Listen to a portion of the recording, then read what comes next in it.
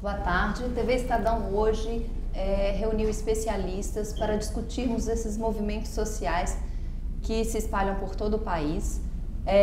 Nós estamos aqui no estúdio com o professor Carlos Melo, cientista político do INSPER, o cientista político José Álvaro Moisés, diretor do Núcleo de Estudos de Políticas Públicas da USP, e o Aldo Fornazieri, diretor acadêmico da Fundação Escola de Sociologia e Política de São Paulo. Eu gostaria de ouvir um pouco de vocês inicialmente essa onda de perplexidade, né, tanto dos governantes para entender o que são esses protestos, da própria mídia e dos especialistas, né, dos cientistas políticos. Há várias inquietações, várias dúvidas. Gostaria inicialmente de ouvir uma opinião de vocês. Esses protestos que se iniciaram com uma mobilização contra as tarifas de transporte, hoje tem uma dimensão muito maior do que isso, e nós sabemos que há várias bandeiras aí embutidas.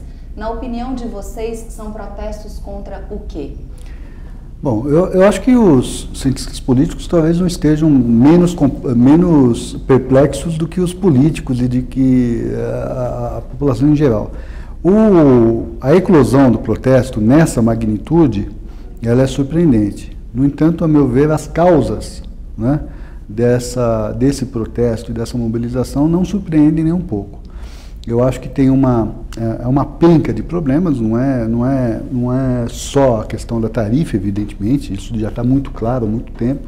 Eu acho que no nível da cidade há um desconforto com a qualidade mesmo de vida dos grandes centros urbanos, quer dizer, um adensamento terrível, uma verticalização enorme, uma imobilidade urbana muito grande. Do ponto de vista das políticas públicas dos estados, problemas muito sérios com relação à segurança e com relação à saúde. Com relação à segurança, eu quero reforçar que você tem uma agenda que vem desde o final do ano passado muito negativa. Na véspera da primeira grande manifestação, foi dia 12 de outubro, foi dia dos namorados, e aqui em São Paulo se discutia se haveria ou não um arrastão em bares e restaurantes naquela noite. Alerta, não, um alerta com relação a isso. E se somando a isso, também um cenário nacional, onde você tem problemas políticos, a relação do governo com o Congresso, com os políticos, ela é muito complicada, ela é permeada de um fisiologismo muito grande e também, no meu entendimento, uma reversão de expectativas em relação à economia. Quer dizer, havia uma expectativa positiva há um tempo atrás em relação à economia e essa expectativa me parece que ela se reverteu, né, porque não veio o desenvolvimento esperado, não veio o crescimento esperado e começou a aparecer um certo fantasma da inflação. Dar foco a apenas um desses fenômenos, eu acho que pode ser até má fé, significa criminalizar, responsabilizar um ente federativo especificamente, o governo federal, estadual ou municipal. Eu acho que uma boa análise, uma boa abordagem partiria dessa complexidade, perpassando por essas áreas todas. Professor José Álvaro, o senhor concorda que não é surpresa essa manifestação? O senhor também não foi surpreendido ou pela magnitude, mas não pelas causas? Pela magnitude, sim, eu fui surpreendido. Eu acho que são manifestações extraordinariamente vitais, energéticas, têm uma grande energia. Eu vejo dois polos dentro das manifestações do movimento que se tornou um grande movimento de massas. Um polo com reivindicações muito específicas, em particular a questão dos transportes públicos no Brasil. O modelo de transporte público está em questão, ele está superado, está esgotado, e, de certa maneira, os jovens desse momento colocaram isso em questão e a bandeira da redução da tarifa. Agora, o outro polo é um número muito grande de jovens. Eu participei das manifestações de segunda-feira e da de ontem na Paulista, né? É um número muito grande de jovens, a maioria dos quais tem entre 20 e 25 anos, ou seja, eles são filhos da democracia pós-1988. Né? E o que eles estão dizendo é que eles querem participar, querem intervir na vida do seu país, querem ter influência e, de alguma maneira, ser criadores de novas circunstâncias. Tem um ponto extremamente crítico, não é, sobre o modo como as instituições estão funcionando e o modo como alguns governos respondem. Quer dizer, eu acho que a insensibilidade dos governos, municipal em primeiro lugar, Fernando Haddad, mas também o estadual e o federal, em responder, primeiro em desconsiderar as manifestações, depois demorar em responder, depois demorar em considerar. Quer dizer, você tem que entrar em diálogo sempre, não é? Governantes eleitos pelo voto têm que estar em diálogo com os seus eleitores, com a população. Não foi o que aconteceu. Mas não é só uma coisa tópica e momentânea, isso é a expressão de um modo como a política está funcionando no Brasil. Então, uma das críticas mais importantes que apareceu, agora é um objeto de uma grande controvérsia, aliás, não é, que foi o fato do movimento, desde o início, se dizer apartidário, embora não antipartidário, mas apartidário, e com isso alguns segmentos rechaçarem, repudiarem a presença dos partidos, faz todo sentido, porque os partidos se afastaram da população. Não é? Você não tem... Veja que coisa extraordinária, teve um movimento que tomou conta do Brasil. Alguns jornais estão dizendo 1 milhão, 2 milhões de pessoas participaram. Por acaso alguém ouviu um líder partidário vir de público explicar o movimento ou não explicar, ou apresentar a sua perplexidade, ou eventualmente dizer o que o seu partido, seja o PT, seja o PMDB, seja o PSB, seja o PSDB, seja o D, algum partido significativo, dizer, em relação a esta pauta de reivindicações, tem a PEC 37, tem a questão da corrupção, tem a questão dos direitos dos homossexuais, não é? Que a Comissão dos Direitos Humanos da Câmara, num certo sentido, está colocando à margem. Não é? Tem uma série de temas ligados aos serviços públicos, educação, sabe? Nós não ouvimos uma palavra dos líderes partidários. Então, eu acho que isso revela um distanciamento que se reproduziu, que se traduziu na crítica contra os partidos. Não quer dizer que a democracia funciona bem sem partidos. Eu não penso assim. E acho que a nossa experiência histórica e de outros países mostra que é necessário, mas são necessários os partidos. Mas quando eles se desgastam, se afastam da população, veja o caso da Itália, veja o caso do Japão. Num determinado momento, a crise fez com que desaparecesse a estrutura partidária anterior, surgissem outros no seu lugar. Nem sempre as melhores alternativas surgem depois. Pode surgir alternativas que, inclusive, são negativas do ponto de vista democrático, digamos assim, de assegurar a perspectiva democrática. Em uma palavra, eu diria o seguinte: nós estamos diante de uma crise, de um mal-estar com a democracia. Não é que não temos democracia, mas tem insuficiências muito graves no funcionamento, em particular das instituições, que está comprometendo a qualidade da nossa democracia. Agora, Aldo, essa manifestação só é possível exatamente porque vivemos em plena democracia. Na sua avaliação, existe algum risco institucional pelo fato de haver uma rejeição aí à democracia representativa? Não acredito. Eu acho que essa crise não é uma crise institucional no sentido clássico de um confronto entre os poderes ou de risco de ruptura institucional. Não se trata desse tipo de crise. Não é uma crise imediata, as causas não são, embora tenha a questão do transporte, da saúde e tudo mais, a questão não é imediata, a razão é mais profunda, é um problema de mediação das instituições. Eu entendo que a causa mais profunda dessa crise é a própria mudança social que veio ocorrendo nas últimas décadas. Quer dizer, a morfologia ou a forma, a conformação da sociedade mudou. E podemos dizer que a sociedade brasileira se dividiu em duas. A sociedade dos representados, que são os sindicatos, as estruturas sindicais tradicionais, o setor empresarial, os pobres, que tem uma representação pela via dos programas sociais, e a sociedade dos não representados. O que está na rua é a sociedade dos não representados. E quem são esses não representados? São fundamentalmente dois setores de classe média. A classe média baixa, a chamada classe C pelo IBGE, e a classe B. Qual que é o problema dessas duas classes? Todos ganharam nas últimas décadas do ponto de vista de renda, de emprego e assim por diante. Essa crise não é uma crise social como é na Espanha, onde existe 27% de desemprego. Nós temos quase que pleno emprego no Brasil, então ela não é nenhuma crise institucional e nenhuma crise social no sentido da carestia ou da falta de emprego. Então, quer dizer, o fato é que existe um problema de representação. E quem menos ganhou foram exatamente essas duas classes. Essas duas classes, a sociedade brasileira é uma sociedade complexa, pelo fato de que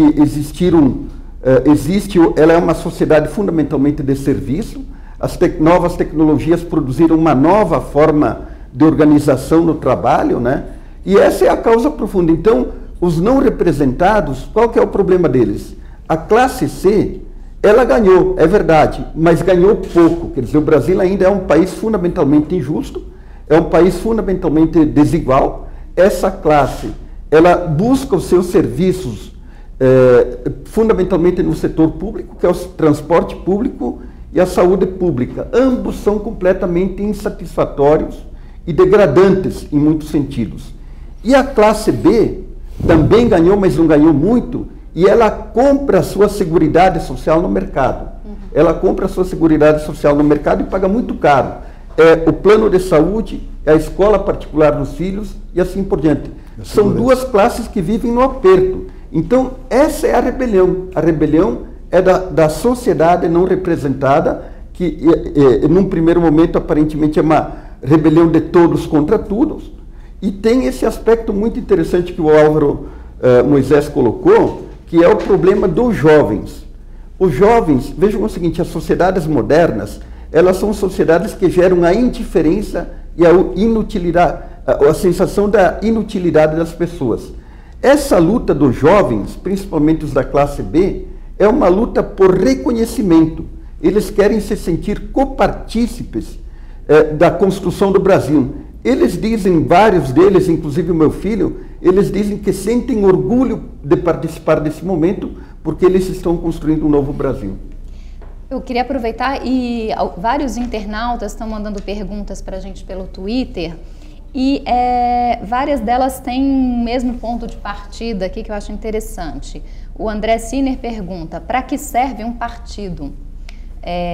O João Bellines coloca, por que um país como o Brasil, que possui muitos partidos, isso é um sinal de que é favorável à democracia? O Márcio Matos pergunta, por que um país como o Brasil tem tantos partidos políticos? Qual a justificativa para isso? E por aí vai. Por que temos tantos partidos? Por que não vamos fazer uma coalizão? Não precisamos caminhar para um cenário em que existam 2 ou 3 partidos de fato representativos? Não existe uma grande distorção no Congresso de representatividade? O que vocês acham em relação a essa questão? Bom, eu acho que a gente tem que ir devagar, né? Não é um problema ter partidos. E não é um problema ter vários partidos, não é? Se você tem uma sociedade múltipla, que você tenha vários partidos. A questão me parece, e aí eu quero pegar uma parte da fala do Aldo, dessa nova morfologia, dessa nova forma, conformação da sociedade, né? Mundial, não só brasileira, esse não é um fenômeno só brasileiro, né? É que os partidos, na lógica estrutural deles, no padrão mental, né? Diria para você, talvez, de 1945 para cá, não correspondem mais a essa nova sociedade, não é? Parece que perderam o vínculo, o elo da representação. Não tem uma agenda, né, que dialogue. Não consegue dialogar. Eu estava num estúdio de TV na terça-feira, comentando as manifestações, aí entrou ao vivo o presidente interino da Câmara dos Deputados, o deputado André Vargas. E ele disse o seguinte, não, nós, comentando aquela invasão da cúpula do Congresso na noite anterior, nós estamos aqui à disposição, eles que venham nos dizer, afinal de contas, o que eles querem. Calma, espera aí, esse é o papel dele. Quer dizer, assim como o professor Moisés foi lá para a manifestação, imagino, para ver de perto, sentir a população. Para participar. Sim, e o político? Não é? Eles parecem que estão todos aprisionados com muito medo também do que está acontecendo. Eu tendo a concordar com o Aldo. São setores que não são representados por políticas públicas e também não são representados por esses partidos políticos. Esses partidos políticos precisam, de alguma forma, passar por um processo de ajornamento dessa nova sociedade. Essa nossa nova sociedade, ela pulsa, ela pensa, ela se comunica, ela se articula de uma forma diferente do que nós estamos acostumados. Então, não se trata de demonizar os partidos. Para que servem os partidos? Para muita coisa. Esses partidos, da forma como estão, servem para muito pouco, não é? Eu acho que essa discussão é importante fazer. E vocês acham que, professor, você acha que o PT, o PSDB, os grandes partidos principalmente, vão fazer uma reflexão nesse momento sobre agenda, sobre posicionamentos? Então, eu vejo 2 ou 3 coisas até conceituais. Primeiro, não tem democracia sem partido. Quer dizer, as pessoas que estão perguntando, os internautas que estão nos fazendo as perguntas, com razão, a dúvida deles, mas não tem democracia que funcione sem partido.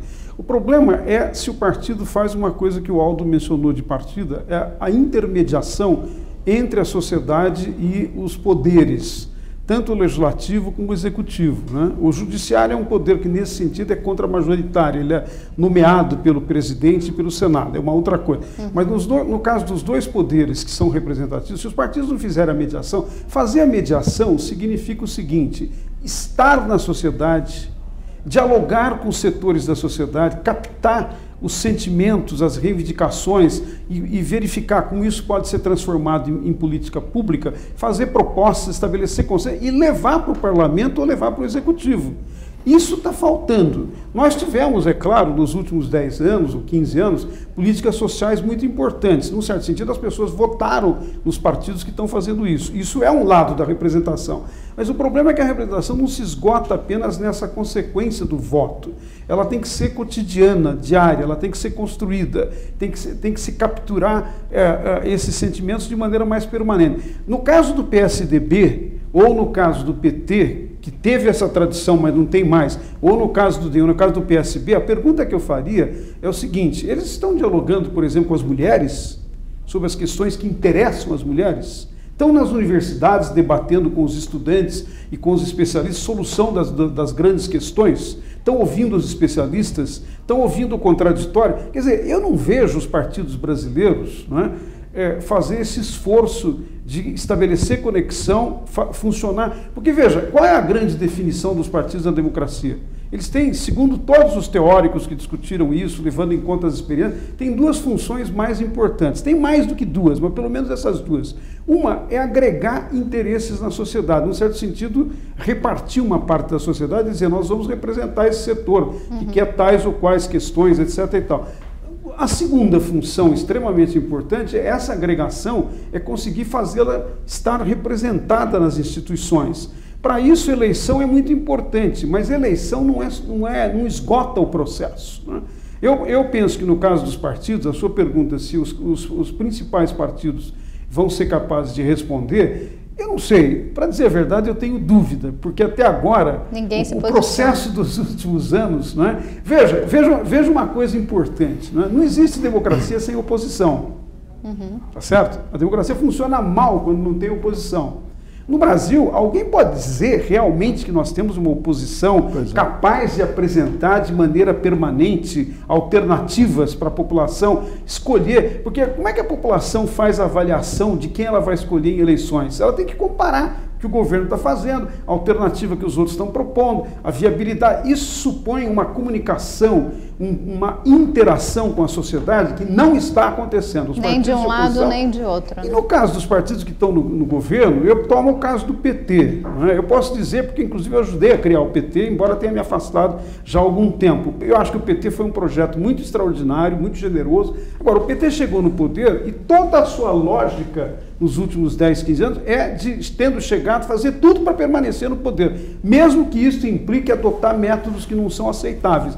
Veja, a presidente Dilma provavelmente foi uma das únicas pessoas do sistema político que fez uma menção às manifestações. Ela reconheceu a legitimidade, ela disse que estava solidária, mas ao mesmo tempo ela diz: a voz das ruas estão dizendo uma série de coisas, inclusive estão repudiando a corrupção e repudiando o mau uso dos recursos públicos. Eu diria, é verdade, mas em parte o PT fez isso, ou tem sido conivente, ou de alguma maneira não se explica. Eu até entendo que um partido pode cometer erros, qualquer partido. Ele tem que se explicar de público e não ficar negando o tempo todo, dizendo que aquilo que todo mundo sabe que aconteceu. Isso leva a um processo de desgaste.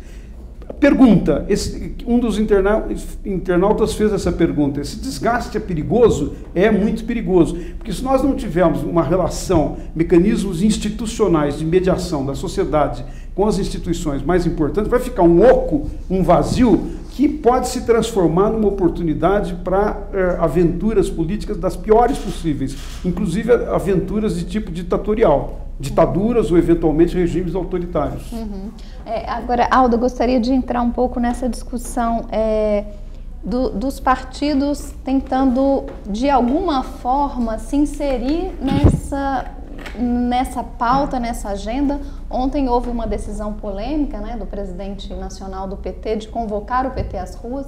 Houve um desgaste dentro do partido em relação a isso. Não é hora para o partido se misturar, principalmente com esse momento de rejeição, né, partidária. Qual que é a sua opinião em relação a isso? Foi um equívoco? Os partidos têm que ser também cautelosos e entender isso e não querer, de certa forma, ter uma posição oportunista? Eu acho que está correto. Eu acho que os partidos não podem querer surfar nessa onda. Ela é uma onda que, em grande medida, se articulou pelas redes sociais. Ela tem elementos fortes de espontaneidade, né? Porque existia um núcleo organizador inicial que é o Movimento Passe Livre, que inclusive alguns dos seus líderes foram e são meus alunos, né? E esse processo inicial desencadeou uma coisa descontrolada, incontrolada, que foi o que aconteceu essa semana. Até a semana passada, aparentemente, a coisa estava um pouco controlada pelo Movimento Passe Livre, mas essa semana se agregaram milhares de pessoas que não tem nada a ver com o Movimento Passe Livre. Esse que é o fato, quer dizer, é um movimento que ele é antipartidário e antipolítico de modo geral. Eu tenho um pouco medo disso, porque nós sabemos que as ondas antipolíticas normalmente terminam em visões neofascistas.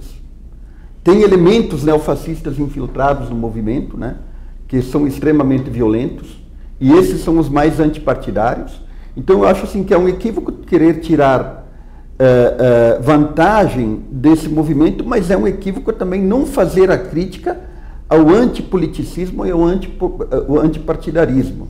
Eu acho que os partidos, de fato, não há democracia sem partidos na era moderna. Agora nós também temos que compreender que a democracia não se reduz aos partidos, ela não se restringe aos partidos. Quer dizer, hoje há um anseio mundial por participação política, né?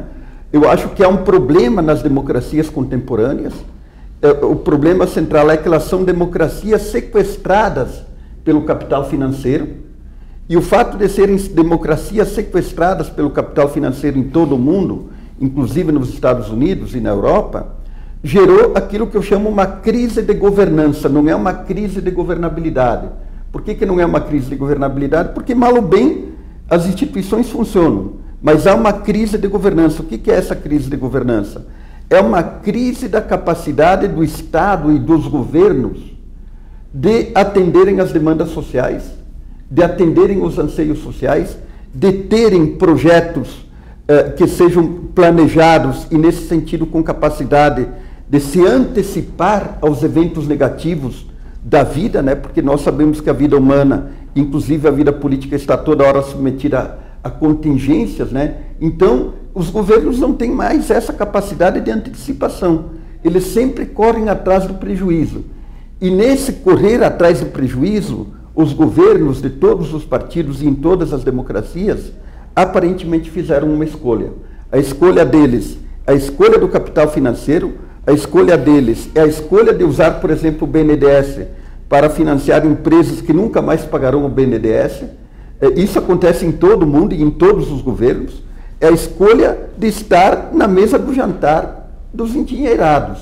Eu até, num artigo que eu escrevi hoje, eu fiz uma crítica muito dura ao PT e falei o seguinte: os líderes do PT não estão mais bebendo conhaque de Alcatrão de São João da Barra no boteco da esquina. Estão bebendo uísques finos e vinhos importados. Eles estão distantes do povo.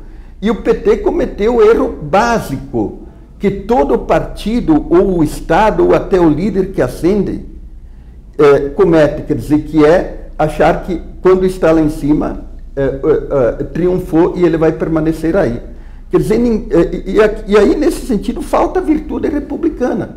Quer dizer, a virtude republicana, ela implica que você lute permanentemente para manter aquilo que você conquistou, e nesse sentido eu não critico o PT por querer manter o poder, quer dizer, é da lógica de todos os partidos quererem manter o poder. Política. Exatamente. Então, o problema é como você mantém o poder. Quer dizer, o PT se acomodou lá. Esse que é o fato. E de certa maneira ele mudou de lado, porque não está mais bebendo conhaque de Alcatrão de São João da Barra com o povo, com os peões. Esse que é o problema. Eu gostaria agora que a gente fizesse uma rodada para finalizar com o seguinte questionamento.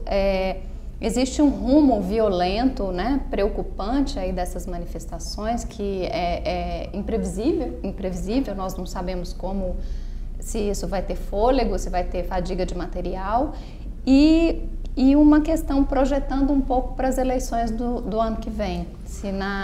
Ainda bem que não estamos em ano eleitoral, porque isso poderia complicar ainda mais o cenário, mas eu gostaria de ouvir de vocês uma opinião sobre essa questão da onda violenta, se na avaliação de vocês isso pode ter se dissipar naturalmente, até como o Aldo citou, há vários grupos, né, imiscuídos aí nesse movimento que não são só o movimento Passe Livre, e se isso teria uma consequência eleitoral, até como o José Álvaro citou, de uma onda autoritária, de uma possibilidade de uma terceira via, de um novo nome, um novo partido. Como é que vocês avaliam as consequências político-eleitorais desse processo? Bom, vamos lá. Em primeiro lugar, eu quero retomar algumas questões que os meus colegas disseram aqui, que são instigantes, né? Você tem que olhar para esse movimento, ou movimentos, ou mobilização, porque não sei se já dá para falar de movimento, né? No sentido clássico, pelo menos, como algo que é, primeiro, multi-ideológico, né? Multi-ideológico. Você vai ter setores de extrema esquerda e extrema direita na rua juntos, xingando o mesmo político, mas por razões completamente distintas. Né? Isso é uma característica. Você também não tem uma relação vertical nesse movimento, você tem uma relação horizontal, quer dizer, se você for pensar em movimentos clássicos, partidos clássicos e tudo mais, você tem uma cúpula, uma direção que de certa forma controla e comanda. Você não tem isso. Não é? Isso talvez seja sintoma dessa modernidade, dessa sociedade em rede, não é? Que vai se articular em rede, mas traz essas dificuldades, esses problemas todos, que são muito recentes para a gente, para que a gente possa, de alguma forma, dar um veredito final nisso. O político sagaz do passado, chamado Tales Ramalho, dizia o seguinte: quem disser que está compreendendo tudo, não compreendeu nada. Não é? Porque não deu tempo ainda de compreender exatamente essa nova forma de organização. Estamos diante de algo novo, não é? E que os partidos se ajustarão, e que o sistema político se ajustará, porque esta é uma tendência. Quanto tempo levará isso, nós não sabemos. Como isso se dará, nós não sabemos. Nós voltamos para uma situação em que a história terá que ser acompanhada cotidianamente. Não é? Nós vamos ter que olhar para a política cotidianamente. Tem um aspecto que o Aldo coloca da uma sociedade, do capital financeiro e tudo mais, que perdeu o hábito de olhar para a política, porque acreditou que a economia era soberana e a economia sozinha daria o tom das relações sociais para a sociedade. Aquela velha ideia de que sociedade não existe, o que existe são os indivíduos e as suas famílias, isso naufragou.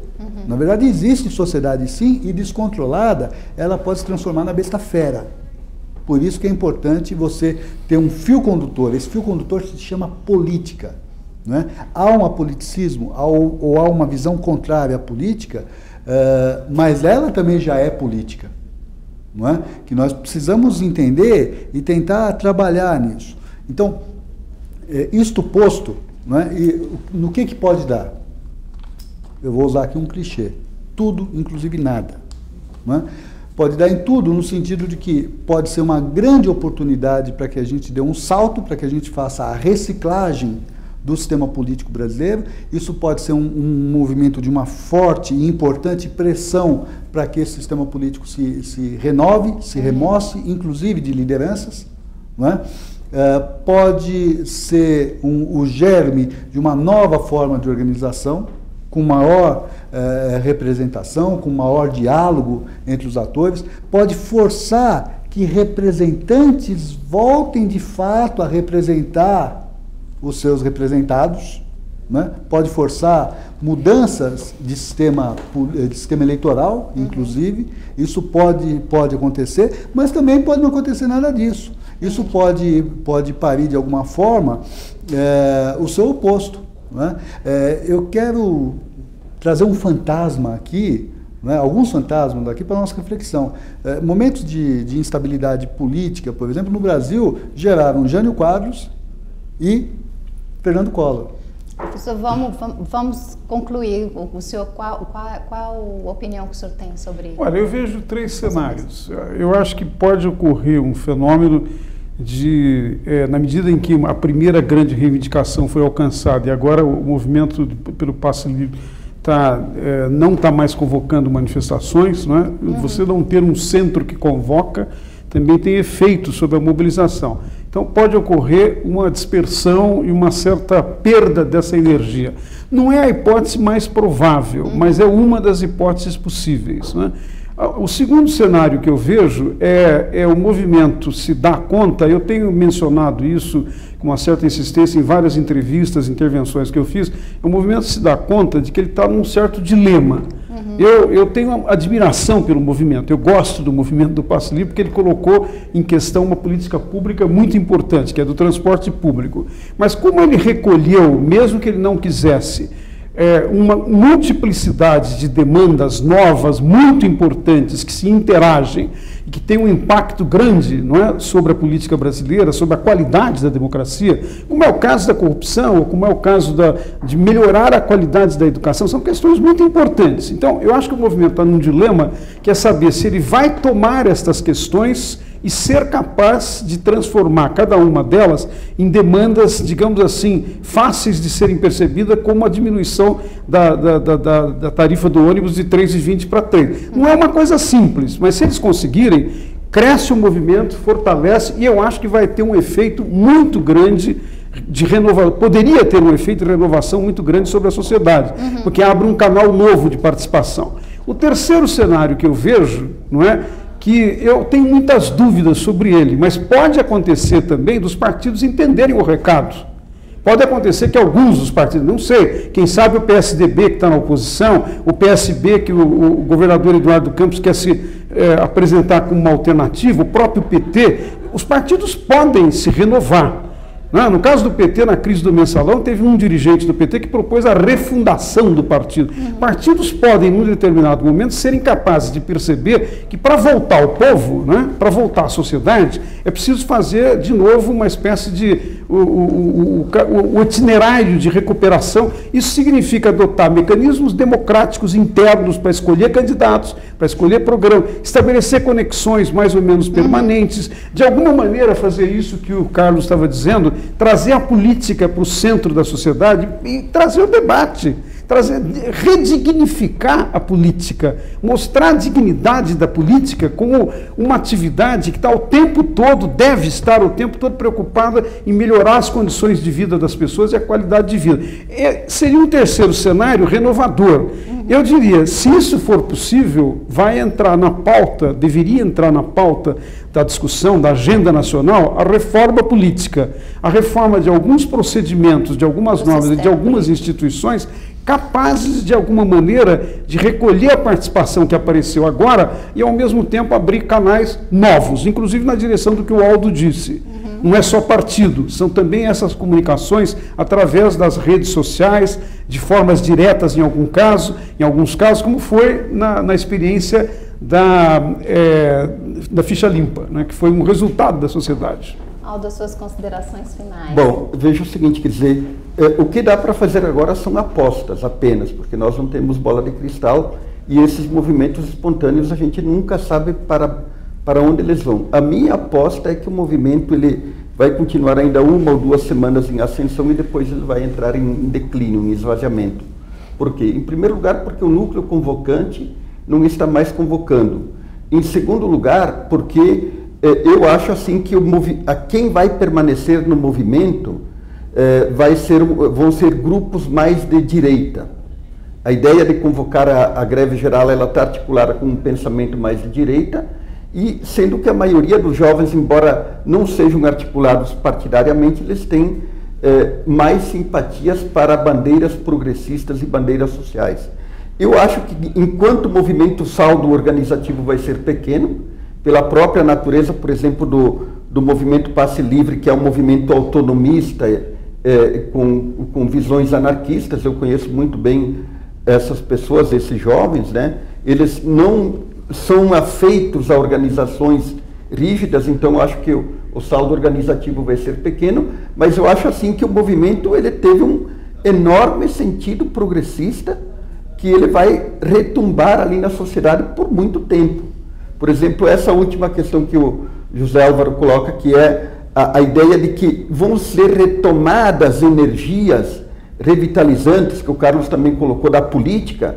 Eu acho que a sociedade mais organizada e que não está satisfeita com esses partidos políticos, ela vai retomar e vai discutir e vai produzir muita coisa em cima disso. Eu acho que esse é o grande saldo, quer dizer, um revigoramento da política e um revigoramento da exigência de mudanças, de reformas políticas e de uma insatisfação com os partidos que estão aí. Eu acho que esse é o grande saldo que vai sobrar, e nesse sentido eu acho que o movimento ele cumpriu um papel histórico extraordinário para o Brasil. Ok, a TV Estadão agradece a presença dos 3 professores, especialistas e também da participação dos internautas, e esperamos esclarecer e convocar novos debates para ajudar a sociedade brasileira a entender esse momento.